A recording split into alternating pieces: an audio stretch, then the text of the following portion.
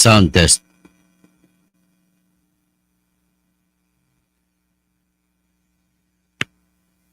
Hello, sound test. Hello, sound test. Hello, sound test. Magandang gabi po sa lahat, no? Medyo mahina ang music ko. Bakit kaya? Medyo mahina ang sound. Sound test. Sound test. So, sound. Ito pala. Nakuha ko na. Okay. So, sound test. No? Good evening po mga lahat ng mga kababayan ko. Dito naman, inusisa po. Kasi December 11, 2024, at lampas na ng alas 6, ay nag-motion sa Senado na aprobahan yung blanco na Bicameral Conference Committee report. So may motion, tapos ang nag-motion po ay si GV Ejercito. Nag-motion siya, hiningi niya na aprobahan yung Bicameral Conference Committee report. Pero pagkatapos niya mag-motion, hiniling niya sa kay Senate President, kay Chis Escudero, na pasalitain yung sponsor na walang iba kundi si Grace Traidor po. Okay? Isa rin sa traidor, kagaya sila ni Chis Escudero. Ang ginawa po nila, iniwasan nila, ni-skirted lang ko sa English pa, skirted the issue. So, while they skirting the issue, ang ginagawa nila ay hindi nila pinag-usapan yung mga blanco. Ang pinag-usapan nila, yung ibang item na budget kagaya ng PhilHealth na bakit tinanggalan ng 74.4 billion, doon umikot-ikot ang kwento. Sinadyan yun na tutukan na napakahabang diskusyon, mahigit isang oras na diskusyon. Pero sumatotal ay hindi po binanggit yung mga blanco, lalo na yung NIA, National Irrigation Administration Budget, para ito sa mga dam na gagawin.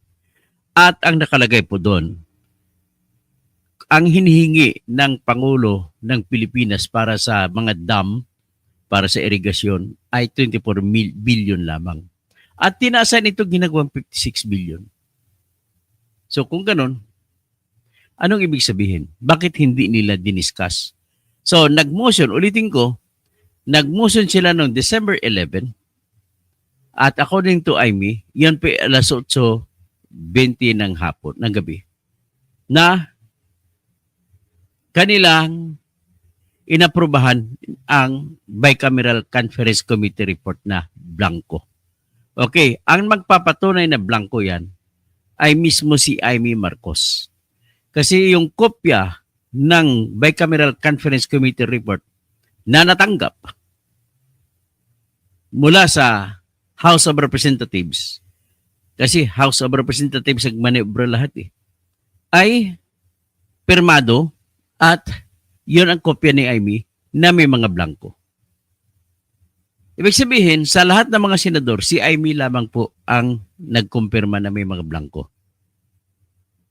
At dagdag niyan, sabi ni Panfilo Lacson na dating senador, nakatanggap din siya ng kopya galing sa senador na blanco rin. Hindi niya binanggit kung sinong senador ang nagpadala sa kanya ng kopya. Yung mga kopya na po yan ay pinadala through email at group emails po. So kung group emails, isang padala, lahat ng senador nakatanggap. At kung lahat ng senador nakatanggap, ibig pong sabihin, lahat sila ng mga senador kasama si Chis Escudero, si Grace po, si Coco Pimentel, si JB Ejercito, si Jinggoy Estrada, si Joel Villanueva, si Win Gatchalian, at yung mga iba pang no-show. Si Lito Lapid, Bong Revilla, walang pakialam. Si Binoy o si Robin Padilla, si Rapi Tolpo, walang pakialam. Si Alan Peter Cayetano na laging nagkipagdebate, wala rin pakialam. O si Mark Villar, hindi ko rin nakita, wala rin pakialam. Si Nancy Binay, wala rin pakialam. Si Cynthia Villar, wala rin pakialam, hindi ko rin nakita. In other words, pati si Bongo nandun pa. Si Bato actually nagsalita. In other words, lahat po sila mukhang may kakotsaba. Yung mga hindi dumalo, kakotsaba. Okay, bago ko ipagpatuloy, nais ko muna po sabihin na ako po si Dr. Engineer Toto Bunyog Kausing.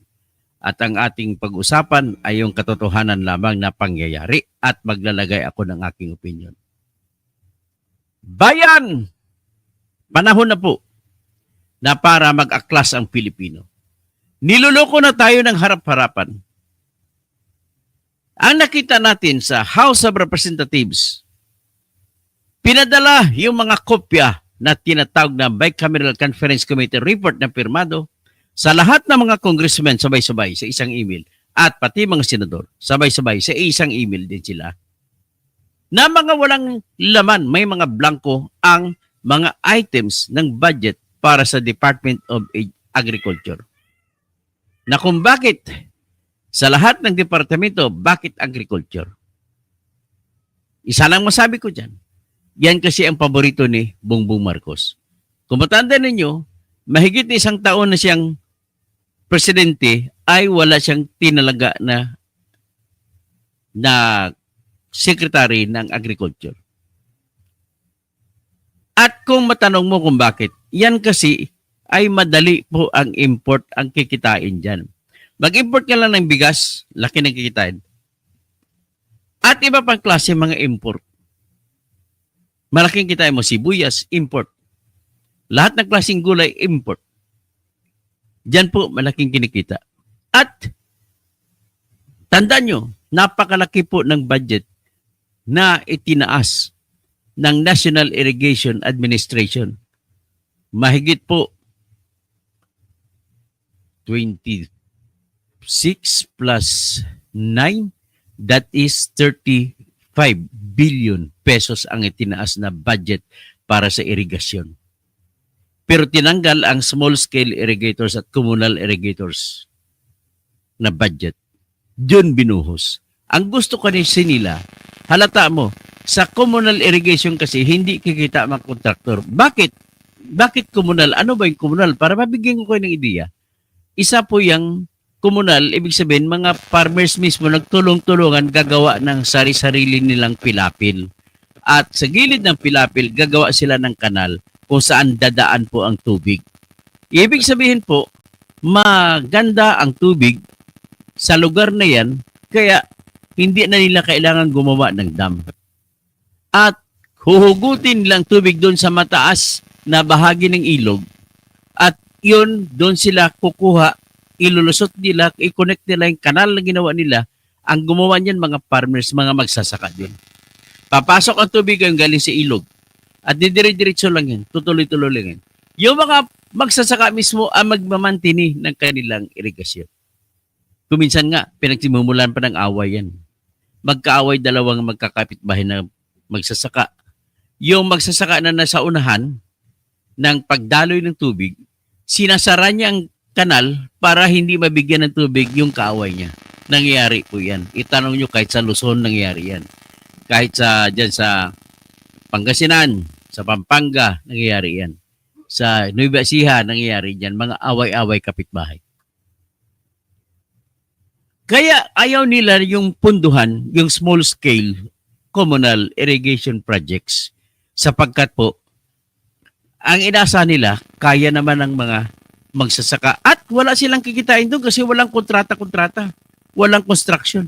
So, ibinuhos nila sa dam, pagsasagawa ng dam, mag-irigasyon, gagawa pa ng dam, ipaangat ang tubig para bibigyan ng tubig ang mga ilang daang libo na ektarya na mga sakahan. Gusto lang panlakihan kasi malaking kikitain. Pero blanco yan.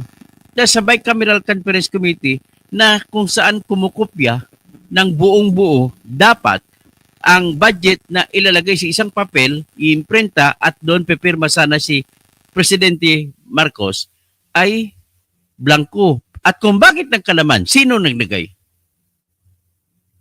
Ngayon, napatunayan na natin po sa House of Representatives na talagang minaniobra. Alas 6:14 ng gabi ng petsa 11 ng Disyembre 2024 po ay na ipadala ang resulta ng ang report ng Bicameral Conference Committee through email. At isa sa nakatanggap diyan ay nagsabi pa mismo si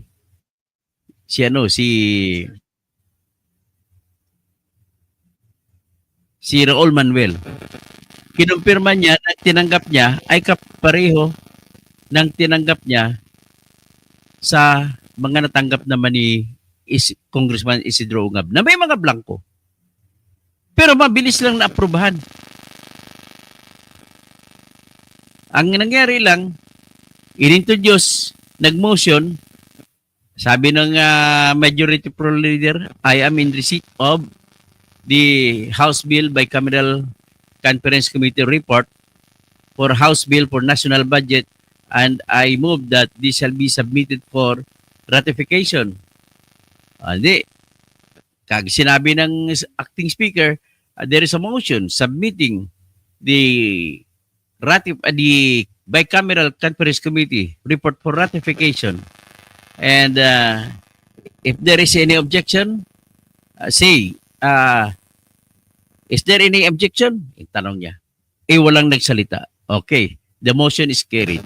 And as such, I am now asking, to those who are in favor of the Bicameral Conference Committee report, say aye.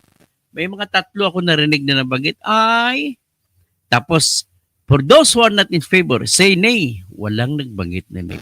So, in other words, walang quorum.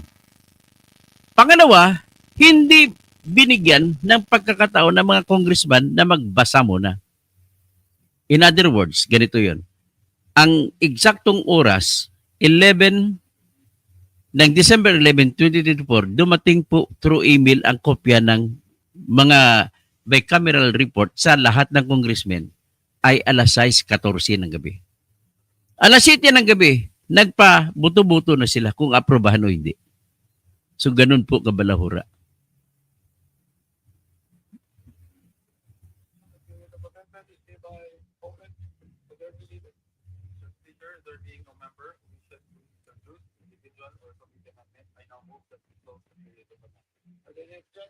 Okay.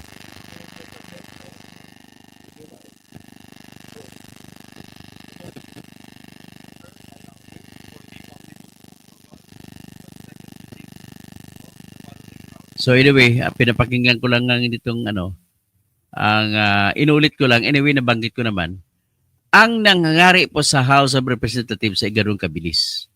Segundo lang, inaprubahan na ang bicameral report. Hindi man lamang binigyan ng pagkakataon ng lahat ng congressman na basahin ang bicameral report. Na-approve na. So ibig sabihin, sinadya yun para hindi makita yung mga blanco. Ngayon, tiningnan ko rin on the same day, December 11, ang deliberasyon ng Senate. Nakita ko na nagmo-motion si JV Ercito. At ang presiding officer, si Speaker, si Senate President Chis Escudero. So, nagpa-move siya na yung Bicameral Conference Committee report ay aprobahan. At para dyan, tinatawag niya si Grispo na mag-report kung ano yun. Sa report ni Grispo at sa ka-interpretasyon mga tanong ni Coco Pimentel, ang tanong nila ay nagsentro sa PhilHealth, si Bongo, ayaw ni Bongo yung PhilHealth na tinanggalan ng pondo, si Coco Pimentel ayaw niya rin, pero nag-usap sila tungkol sa unprogrammed appropriation. Na ayaw ni Coco yung may mga unprogrammed appropriation. Hindi man lamang sila nagbanggit ng mga items tungkol dun sa NIA at iba pa. So pakinggan nyo ang opening ng ginawa ni JV Ercito.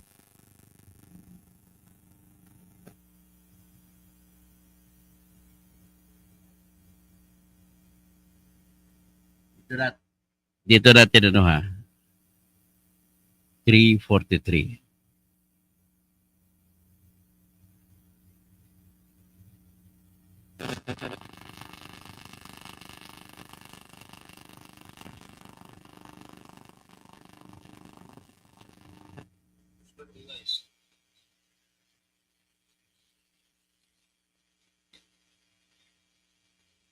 Magandang gabi po sa inyo lahat. Tika mo na. Punta umpisa natin.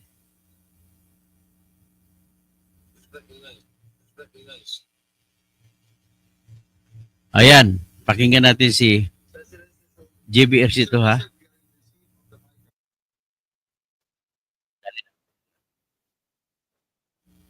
I-akit ko muna. Para mapakinggan ninyo. Ito naman ang sesyon ng Senado, ipapakita ko sa inyo. Na kung paano na inaprubahan ang Bicameral Conference Committee report. Kung titingnan nyo, susuriin nyo, nag-motion lang si GBRC to, pero walang approval. Ibig sabihin, pag walang approval, talagang niyari tayo. Ganon po kabalahura itong Senado na ito. Ito, pakinggan natin. Magmumuson dyan si GBRC ito.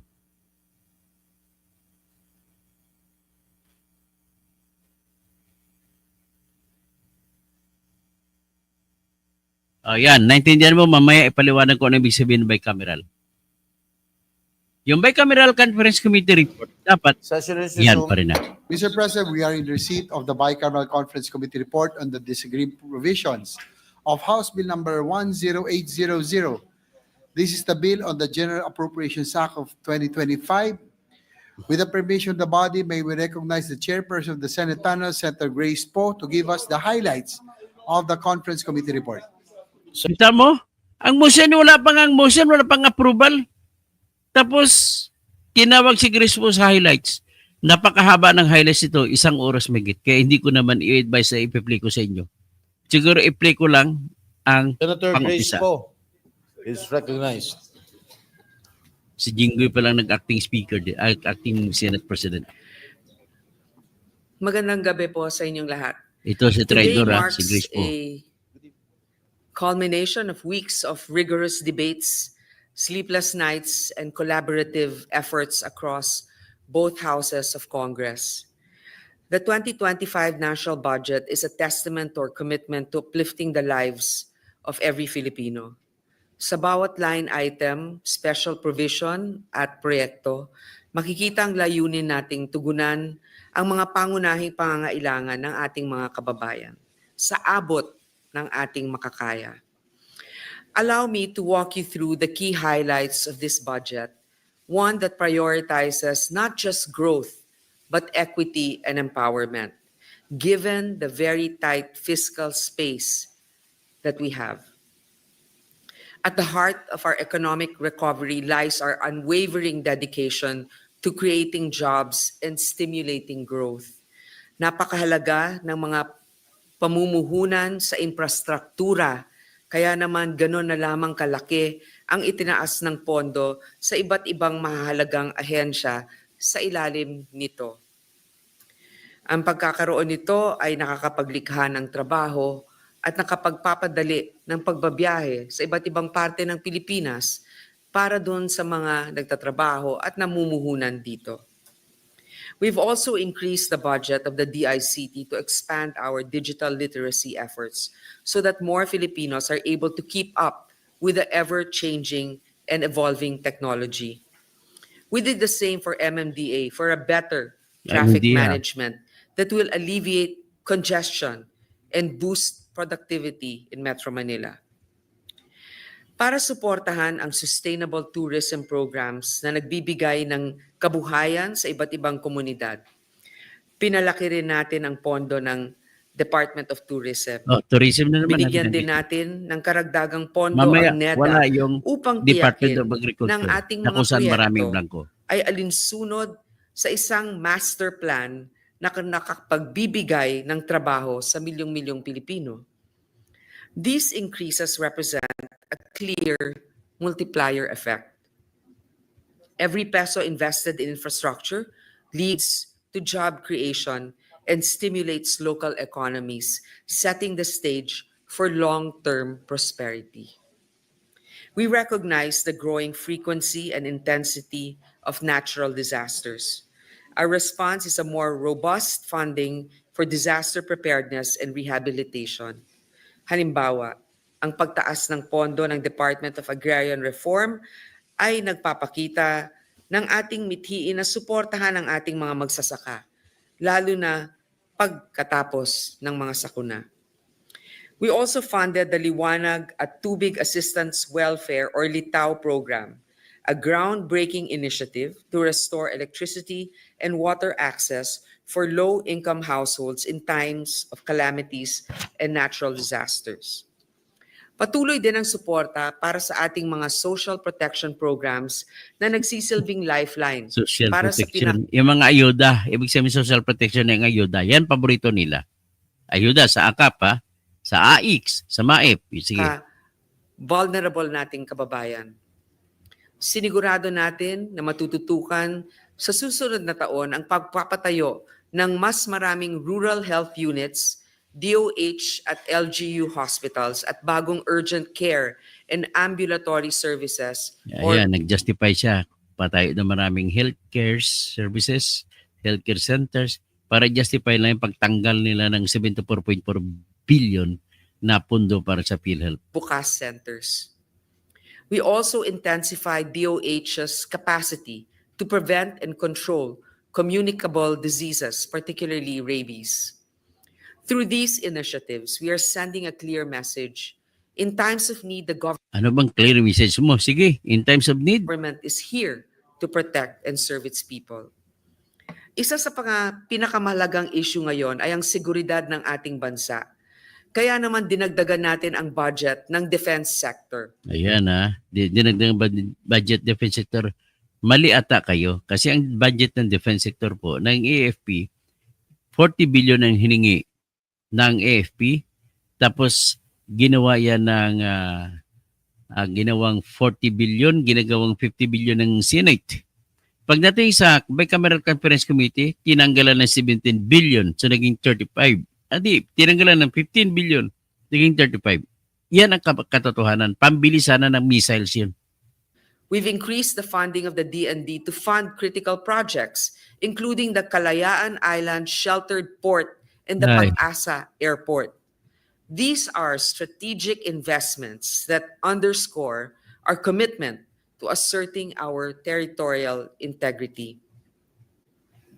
A more generous funding is also allotted to the Philippine Coast Guard to ensure that our coastlines Coast Guard are naman, patrolled and secured, safeguarding not just our territory, but also the livelihoods of our beloved fisherfolk. We honor our soldiers, the frontliners of our nation's defense, by ensuring that they have the resources they need to fulfill their duties. This includes providing them with the much-needed military subsistence allowances. Alam mo, military subsistence allowances ay nilagay na lang nila yan dahil nagalit ang mga military nung tinanggal ang 15 billion. So ang ginawa nila, binigyan nila 350 pesos a day na budget para sa pagkain ng bawat sundalo. At umabot yung 17 billion. Ang katarungan Ano ibig sabihin nun? Binigyan nyo ng pera, pangkain ng mga sundalo? Ang sundalo makakain niya tag 50 pesos kada kain. Umagas, 50 pesos. Tanghali, 50 pesos. Hapon, 50 pesos. Wala na, kaya naman isang manok, isang ano yan. Ngayon, anong gusto nyo? Bakit tinasan nyo? Ayuda na naman para makuha niyong buto ng sundalo. at kapayapaan ay importanteng haligi ng demokrasya. To bolster peace and order through programs that ensure safer communities and to increase the capacity of our police force, we have increased the budget of the DILG. Pinondohan din natin ang operasyon ng mga hukuman at ang social lawyering fund upang matiyak ang mabilis at patas na paggamit ng katarungan. We also bolstered the fight against human trafficking and child sexual abuse, as well as cyber crimes, through increased funding for our justice sector. Ang mataas na budget para sa edukasyon ay isang mahalagang puhunan para sa Ang galing kinabukasan ng ng Bilyong ating kabataan. It will fund critical programs such as enhancing teachers, upskilling, and providing learning materials that bridge the gaps in education for every Filipino student. We also increase the budget for the establishment of child development centers to ensure that proper interventions on our children's health at the earliest stage possible are in place. Lastly, the DFA received an increase to strengthen our diplomatic missions and ensure that our country's interests are upheld and our voice is heard in the international community. Kaya, At this point, allow me to express my profound gratitude for the collective effort that brought us to this pivotal moment. First, to my fellow senators, I thank you for your wisdom, dedication, and steadfast commitment to shaping a budget that reflects the aspirations of the Filipino people. Your diligence and vision have ensured that every allocation in this budget stands for progress and inclusivity. To the technical working group, yeah, technical working group, yan ang yumari ng budget. LBRMO committee secretariats, and legislative staff of my office, the brilliance of this budget lies in your tireless work behind Brilliant! Brilliant bang budget na yon? Napakabobo niyo naman para tawagin sarili niya brilliant. the scenes. From drafting provisions to crunching numbers, your patience and meticulousness made all the difference. Panghuli at pinakamahalaga sa bawat Pilipino, kayo ang pinakapuso ng budget na ito. Pinakapuso. Ang sarap mo sampalin. Hindi man perpekto, ginawa natin ang ating mga kaya sa ating makakayanan. Panay ayuda. Ang tagumpay na ito ay tagumpay ninyo. Tagumpay. Hindi tagumpay yan. The worst budget. Pinakakorrupt na budget sa kasaysayan ng Pilipinas. Ang budget na ito ay sumasailalim sa inyong boses at pag-asa para sa mas maayos na buhay. Nakapaka-traidor ka talaga. Gusto ko sampalin ka ni Fernando Poe Jr. kung magising lang yun mula sa kanyang libingan. I stand before you today with pride and conviction, declaring that we have done our best to fulfill our promise to pass a budget that places you, the Filipino people, at its heart. And as we close this chapter, I can say that it has been my honor to serve and fight for you to build a stronger and more robust nation. Maraming salamat po. Oh, yan lang. Hanggang dyan lang. Huwag natin pakinggan ng iba. Bastos na babae ito. Huwag nyo na, bakit kayo naging senador ito? Ay, nako. Hindi niya binanggit ang mga blanco sa NIA. Sinasadya na iniiwasan nila. Tapos, hanggang doon, makita mo hanggang sa dulo, natapos ng deliberation niya, wala man lang buto-butuhan na nangyari. Very clear na walang butuhan na nangyari. May record na ako. Ebidensya ko na ito. Plus, ebidensya ko na rin ang nangyari sa House of Representatives na ang nangyari ganito. I am in receipt, sabi na majority leader acting, I am in receipt, aksalma ng English, I am in receipt of the Bicameral Conference Committee report. Bakit masama? Unang-una, pwede mong sabihin, I received. We received, the House received the Bicameral Conference Committee report. Ganun lang. Bakit I am in receipt? The House is in receipt of. Napaka-verbose. Hindi kayo kasi mga editor. Sama ng English ninyo. Nag-congressman pa kayo. O tapos, sabi naman, we move that this Conference Committee report be submitted for ratification. Okay, sabi niya ganun. Anong oras yun? 7 o'clock in the afternoon, in the evening of December 11, 2024. Ganon ding time na yung kila Grace mo, December 11 din. Pero sa kanila, 8:20 nangyari. Dito naman sa House, 7 o'clock. Tapos sabi naman ng acting speaker, there is a motion to submit the bicameral conference committee report of House Bill 10800. Is there any objection? Hearing none, the motion is approved. Fact. So ngayon, ang kasunod na sinabi ng acting speaker, for those who are in favor of ratifying the bicameral conference committee report, say aye. So narinig ko mga dalawa lang nagsalita kasi ang hina ng boses. Pagkatapos, for those who are against, say nay. Ang problema dito sa inyo mga bossing, alas 6:14 ng hapon nyo in-email ang mga kopya. Paano mababasa ng mga congressmen yung mga kopya ng bicameral conference committee na 222 pages lahat yun? In-email. At hindi lahat nakabasa. Kahit ngayon nag-motion, hindi nga nakabasa. So, ibig sabihin, dahil hindi nakabasa, hindi nila nakita yung mga blanco. Inaprobahan. So, ibig sabihin, blanco pinagbubutuhan ng mga congressman na yan, pati mga senador. Parang kagaya lang yan. Bumili o nagbenta ka bumili ka ng lupa. Inaanak na Waldenberry, pati si Bioli, makinig kayo po. Para lang ka bumili ng lupa o nagbenta ka ng lupa sa isang tao, walang presyo. Ikaw ba na nagbenta, papahayag ka? Malulugi ka nun.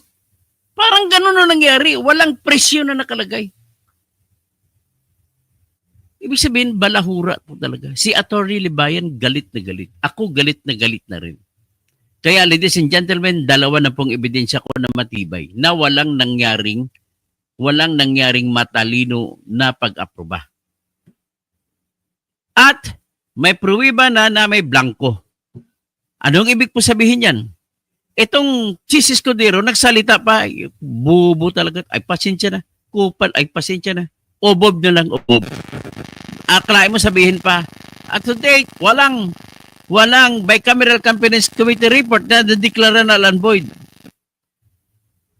Ang problema sa iyo, Chis, abogado ka, graduate ka sa UP College of Law, kaklase mo nga yung pinsan ko na si Atty. Thor Kausing. Ang problema sa iyo, hindi ka nag-practice pag-abogado. Hindi mo alam, yung bicameral conference committee report ang aming hihiritin na ideklara na null and void. At kung madeklara yan na null and void dahil may mga blanco, ay hindi pwedeng pagbabasihan ng kopya ng budget na binigay nyo kay Bongbong Marcos, na pinirma ni Bongbong Marcos, na kompleto na. Kung kompleto na natanggap ni Bongbong Marcos at walang blanco, ibig sabihin, mayroong isa sa inyo nagtatraidor diyan. Nilagyan nyo ng mga amount. So, iyan po ang aking punto dito. Kaya, asahan ninyo, help me. Magre-raise naman ako, pangatlong petition ito. Ibang petition po ito. Bigyan nyo ako sa GCash ko. At magpapile po ako ng petition dito, ipadeklara ko null and void. Ngayon, kung madeklara null and void, kung mag-file ako ng petition, ang tanong, TRO ba ito? Ang sagot ko, hihingi po ako ng TRO sa mga item na blanco. Huwag ipapatupad ang mga blanco na item. Kasi ayaw ko naman na hindi matuloy ang budget at walang gagastusin mga sweldo, walang pang sweldo sa tao. Pero, pwede rin na i-insist ko. I-insist ko na lang na kailangan i-TRO ang budget, kabuuan ng budget. Bakit? Kung i-TRO, ano mangyari? Hingin ko naman na mayroon naman tayong tinatawag na reenactment, automatic reenactment of dating budget ay siyang magiging epektibo na gagamitin pansamantala habang wala pa yung bagong budget. Ganon po ang gagawin ko. Si Atty. Libayan nanghingi na rin ng tulong. Ako nanghingi na rin ng tulong. Mas maganda, mas marami ang pipirma, mas maganda. Kaya nga, kung sinong gusto sa inyo sumama sa pirma sa petition para laban sa budget nito, magpalista na po kayo. Ikukontakin niyo po ako sa aking email address, totokausing@yahoo.com. So, ito, ilalagay ko muna yung ang aking mga detalye. Kung sino magpadala kayo sa GCash ko o bank account para idagdag yung pambayad, kailangan ko mga 30,000 dito. Siyempre, ako naman gagawa. So, wala na kayong babayad sa abogado.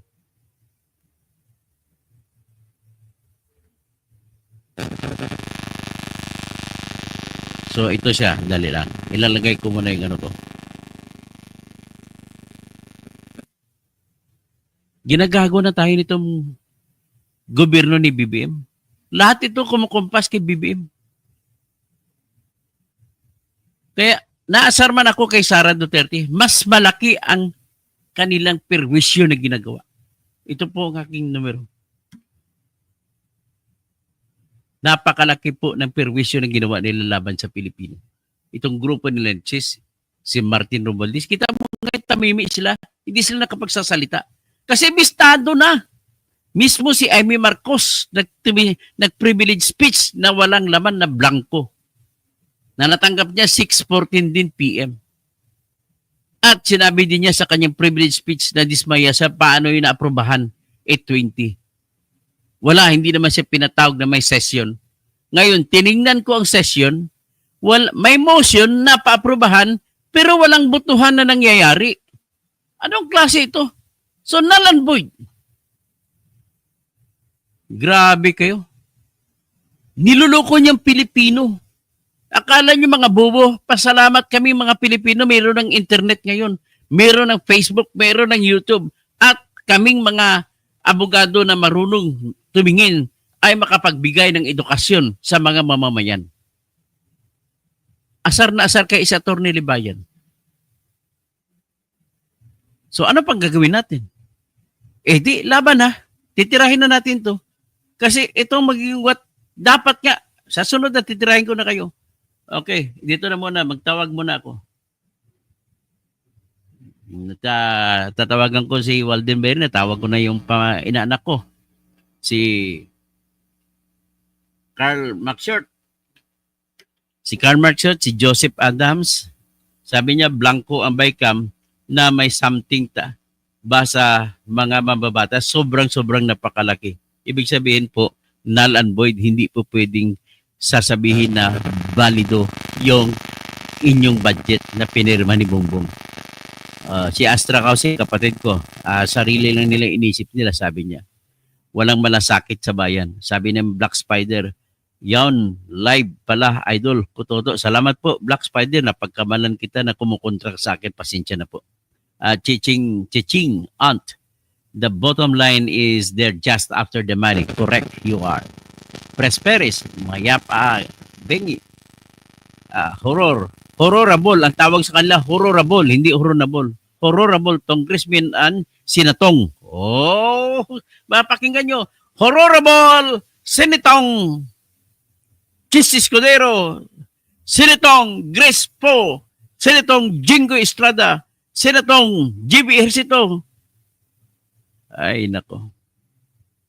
Tsaka, Congressman, House of Representatives, Jerry Calonstet, mayong gabi, mga kawatan, tanan.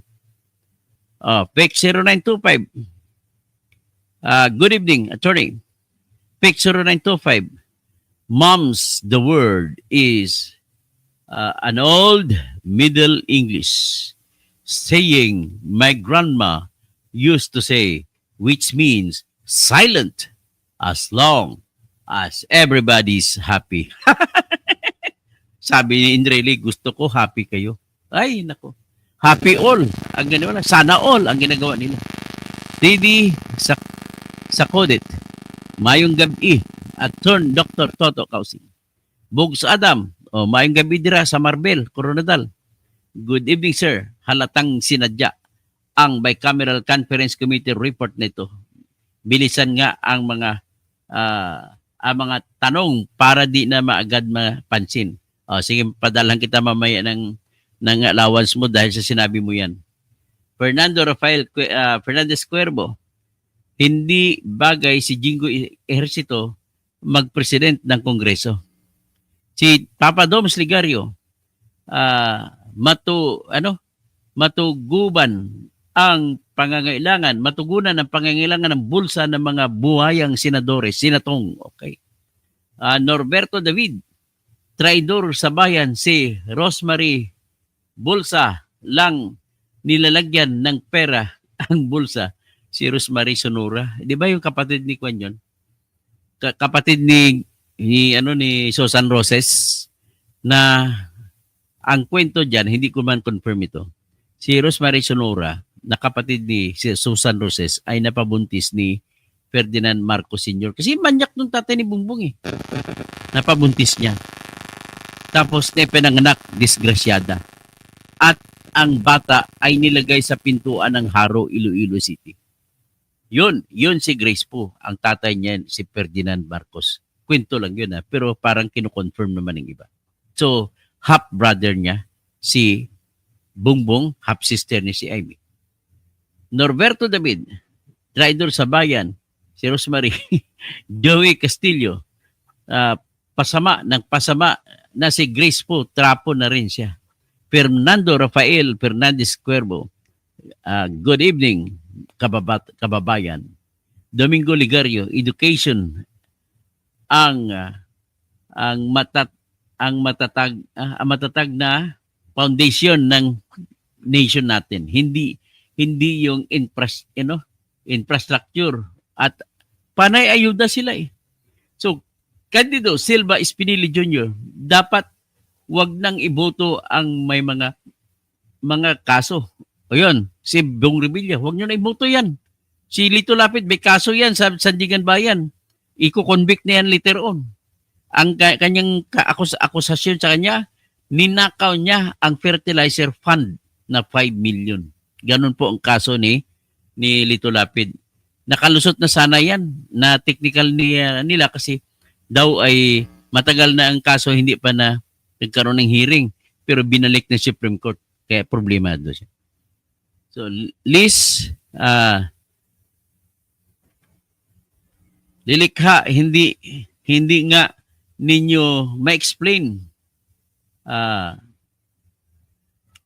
Ano sabi ni Liz? Hindi ko nabasa maigi.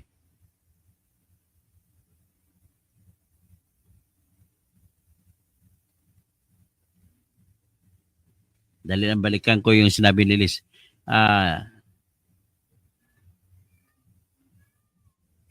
Si Julao, kumusta ka na? So, PEC 0925, si Buksadam, pinakakurap na budget na nagawa ng Senado. So, Roberto Sinibran, tumigil ka na lang, bulok. Sino bang pinitigan mo ako? Pasensya ka na, makinig ka na lang kung gusto mo po. End of route. Love the Philippines. End of route. Sabi ni End of route, nakakatawa lang si Grace po na masyadong proud sa speech niya. Akala niya magandang speech niya. Si Liz, brilliant para sa kanila. Pablito Cam, Grace, Grace, gamitin mo na lang ang apelyido. Ginamit niya apelyido ni Fernando po eh. Doming Ligario, mas maganda pa kung dinagdag sa DPWH ay sa defense na lang. Least nililikha, hindi nga ninyo ma-explain ng maayos ang blanco. O yan, hindi nila na-explain maayos ang blanco. So, sino pang iba? Si Enrico Valdecantos. Good evening po, Katoto. Watching from Taklong, Cavite. Ay, magandang kasi kapatid ito ng best friend ko na si John Valdecantos. Si Jolao, it's a time for change. Let us stop being fooled, corrupt, plundering people who cheated their way into position. Kaya dapat nga tanggalin na sila lahat. Eduardo Langones, tapos Raul Salazar, si Liz uli, nanalo lang yan si Senator Grace po dahil silent na action star, sikat na action star si Fernando po.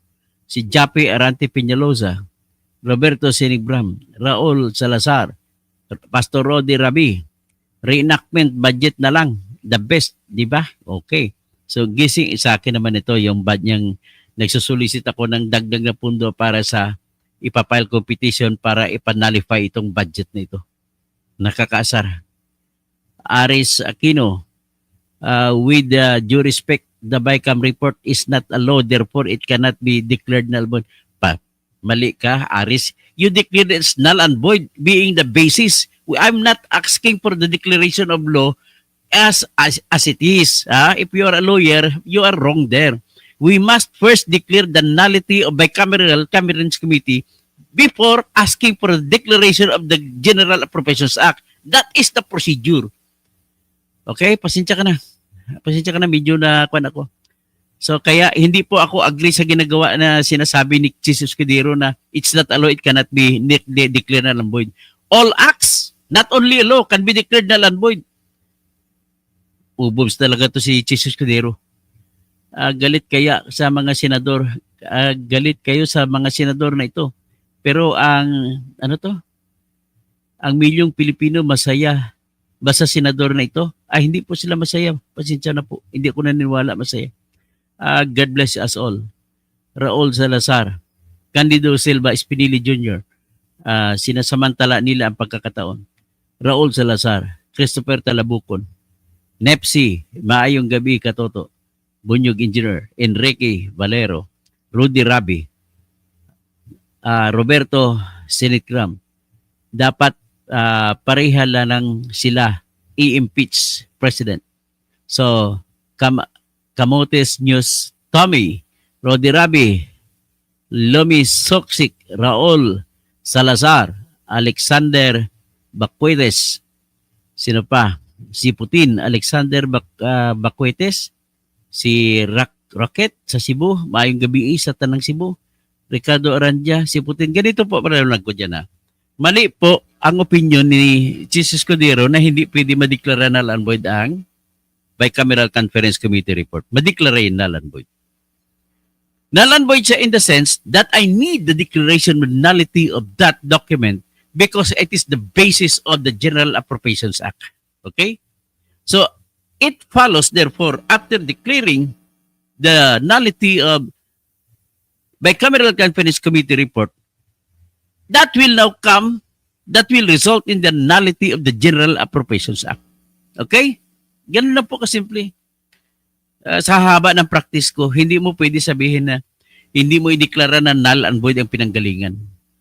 Kasi paano magkaroon ng right ang General Appropriations Act? Ang source document niya is null and void. You must declare first the source document as null and void before going to the next document. That is the procedure. So I beg to disagree to whoever lawyers are saying that we cannot declare the nullity of the Bicameral Conference Committee.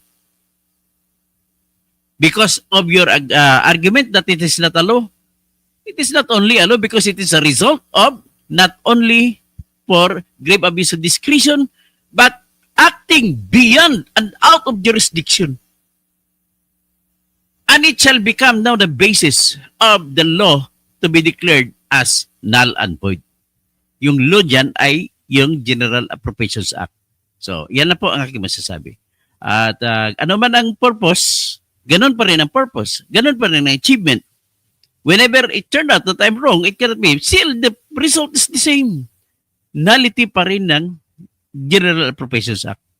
Kaya, pag pinail ko ito, necessarily, I will ask for the TRO for the non-implementation of GAA 2025, and then I will also ask for the automatic reenactment in the meantime of the 2024 budget, while the 2025 budget is not yet considered as having been. Maybe the court would return that to the Congress and ayusin nyo, i-remand niya.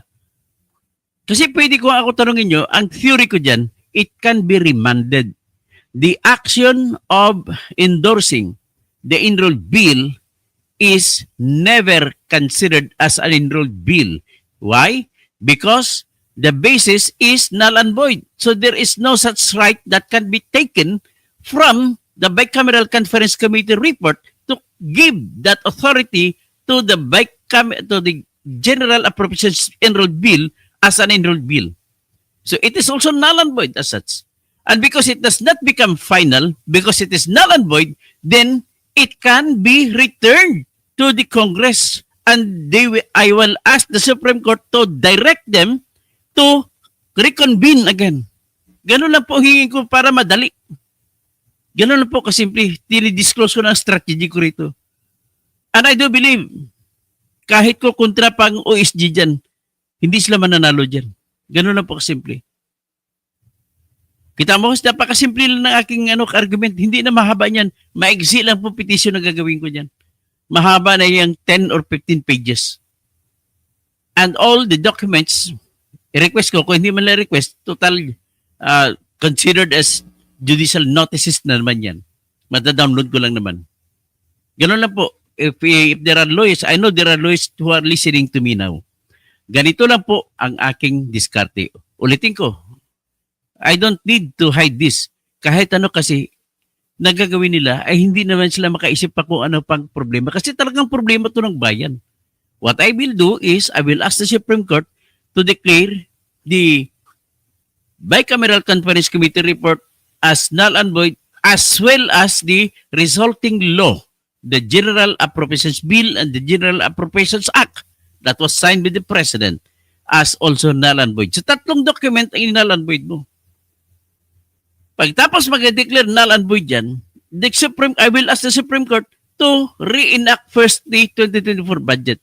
And then, I will ask the Supreme Court para mabilis ng desisyon to direct the Office of the President to return the document to the House of Representatives and the Senate of the Philippines, and for the Senate of the Philippines and the House of Representatives to reconvene as a bicameral conference committee.